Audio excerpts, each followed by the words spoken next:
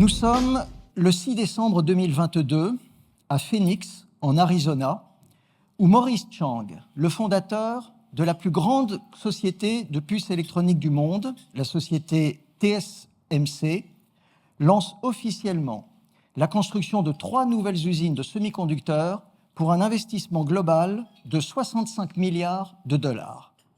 Sont notamment présents à cette cérémonie le président des États-Unis, Joe Biden, le président d'Apple, Tim Cook, le CEO de Tesla, Elon Musk. Maurice Chang va profiter de cette cérémonie pour faire une déclaration provocatrice qui va jeter un froid dans toute l'assistance jusqu'au président des États-Unis. La mondialisation, dit-il, est presque morte. Le libre-échange, ajoute-t-il, est presque mort et je ne pense pas qu'ils reviendront de sitôt. Quelques mois plus tard, à Strasbourg, l'historien Jean-François Colosimo déclare, à l'occasion de la présentation de son dernier ouvrage sur l'Occident, que nous vivons un véritable basculement du monde. En effet, après le tsunami provoqué par la crise du Covid en 2020, il n'aura fallu que 3 années pour que la situation économique bascule. 3 années au cours desquelles l'économie mondiale a été percutée par un enchaînement de catastrophes. Pandémie, guerre, crise énergétique, réchauffement climatique, pénurie de toutes sortes. Au même moment, les besoins en investissement, notamment en Europe, mais pas seulement, ont littéralement explosé pour faire face à la transition énergétique, à la révolution numérique, à la réindustrialisation, au réarmement. Face à ces risques planétaires, la raison et le bon sens commanderaient que les États s'unissent pour relever de tels défis. Or, c'est exactement l'inverse qui s'est produit. La mondialisation a éclaté en plusieurs blocs. Tout d'abord, les règles du jeu ont changé.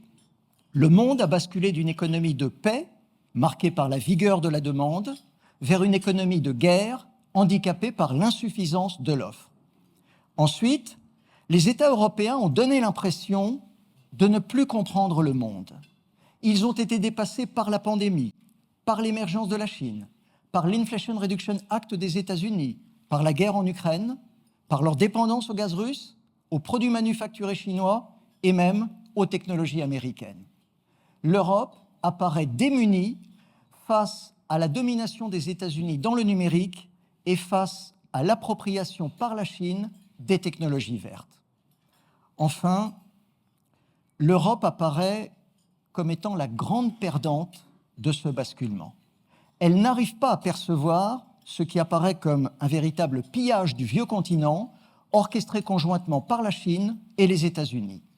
D'un côté, la Chine récupère les hydrocarbures bradés par la Russie, tout en continuant à vendre ses produits manufacturés à l'Europe.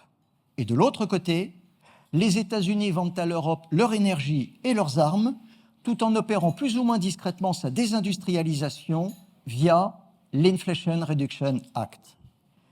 Comment, mesdames et messieurs, l'Europe peut-elle rebondir? Comment peut-elle réussir son sursaut?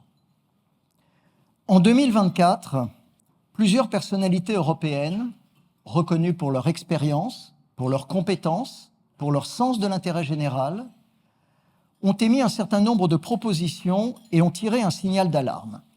Parmi ces personnalités figurent notamment Mario Draghi, Enrico Letta, Jacques de Larosière, Christian Noyer, Fabio Panetta et quelques autres. Tout d'abord, Mario Draghi estime qu'il est urgent et vital de redéfinir l'Union européenne afin d'être en mesure de rivaliser avec la Chine et les États-Unis qui s'affranchissent des règles de gouvernance mondiale. Jusqu'à présent, nous dit Mario Draghi, le modèle économique de l'Europe reposait sur le libre-échange absolu, sur la dépendance énergétique, sur l'ouverture totale aux autres marchés et sur la consommation de masse plutôt que la production de masse. Ce modèle économique est caduc. Mario Draghi propose la transformation de ce modèle autour de 5 grandes priorités. Tout d'abord, la mobilisation des effets d'échelle du grand marché européen, qui regroupe pas moins de 450 millions de consommateurs. Ensuite, l'investissement en priorité dans la transition écologique et la défense. Également, la sécurisation des approvisionnements en énergie et en métaux critiques, la maîtrise des chaînes de valeur technologiques et, bien entendu, l'allègement des règles de concurrence afin de favoriser les fusions en Europe. De son côté, Enrico Letta dénonce le décrochage économique de l'Europe par rapport aux États-Unis. Entre 2002 et 2023, l'économie des États-Unis a progressé 2 fois plus vite que l'économie de l'Europe, qui pèse aujourd'hui moitié moins. Enrico Letta déplore que le marché unique reste fragmenté et empêche l'essor des géants de la finance, de l'énergie, de la défense, du numérique. Le marché unique, nous dit Enrico Letta, est la clé de l'innovation, notamment parce qu'il permet d'accéder à un vaste marché afin de rentabiliser les investissements en recherche et développement. Enfin, Christian Noyer propose toute une série de mesures en faveur du développement des marchés de capitaux européens pour financer et préparer notre avenir.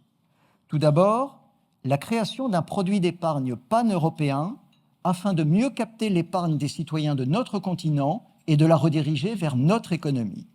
Ensuite, la relance du marché de la titrisation en l'appuyant sur une plateforme européenne afin de libérer le bilan des banques et leur permettre de financer de nouveaux projets.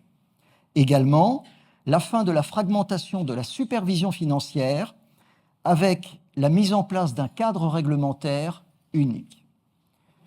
Comme chacun d'entre vous l'a compris, mesdames et messieurs, le chemin tracé par ces grandes personnalités européennes est parfaitement clair. L'Europe doit de toute urgence restaurer sa compétitivité via l'amélioration des facteurs de production. Tout d'abord, le travail, avec une réforme drastique du système éducatif. Ensuite, le capital, avec la mise en place d'une véritable union des marchés de capitaux pour permettre aux entreprises d'investir massivement. Également, l'énergie, avec une électricité qui soit à la fois abondante, décarbonée, peu chère. Enfin, l'innovation, avec l'utilisation des nouvelles technologies, et en particulier de l'intelligence artificielle, pour améliorer la productivité de nos économies. En parallèle à ces mesures, ces personnalités nous disent que les Européens doivent changer d'état d'esprit. L'Europe doit cesser de se réfugier de façon permanente derrière le principe de précaution et doit favoriser l'innovation et la prise de risque. Comme le rappelle Mario Draghi, notamment dans son dernier rapport, nous savons désormais tous que l'excès de réglementation en Europe nuit à la compétitivité de nos entreprises, et en particulier de nos entreprises financières, qui ont perdu une partie de leurs activités à forte valeur ajoutée au profit de leurs concurrentes nord-américaines. En conclusion de son récent ouvrage, Jacques de Larosière écrit que le choix fondamental de notre société est de savoir si nous voulons continuer à vivoter dans la financiarisation extrême et la perte de capacité à croître, ou si nous avons la volonté de traiter les problèmes de fond pour assurer notre avenir. En écho à cette question, le philosophe allemand Peter Sloterdijk constatait lors d'un récent colloque au Collège de France que les Européens sont sortis de l'histoire en direction des vacances. En privilégiant le temps libre et la qualité de vie, les Européens ont fait le choix de s'appauvrir. Je rappelle qu'au cours des 10 dernières années, la consommation des Européens s'est contractée de 1%, pendant que celle des Américains progressait de 10%. La philosophie consistant à vivre moins riche, mais heureux, est parfaitement respectable. Encore faut-il qu'elle soit assumée, ce qui est largement contredit par les revendications récurrentes et de plus en plus fortes des Européens en faveur du sacro-saint pouvoir d'achat.